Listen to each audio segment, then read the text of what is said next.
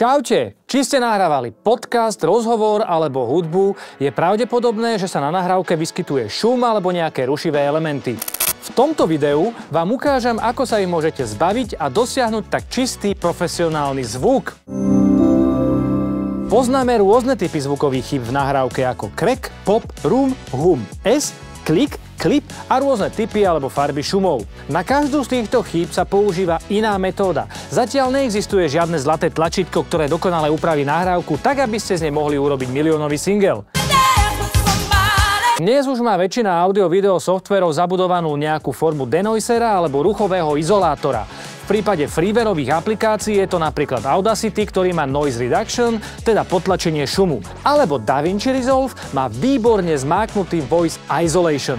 Takže napríklad videomakeri a vlogery majú postarané o záchranu zle nabratého zvuku. Staršie profesionálne generácie pluginov sa snažili poradiť si so šumom tým, že ste ich ním najskôr nakrmili a oni sa ho snažili z nahrávky odfiltrovať. V závislosti od toho, aký bol šum a akou silou poškodzoval nahrávku, vyčistenie dopadlo dobre alebo len horšie. Dnes tu máme nové metódy s použitím AI.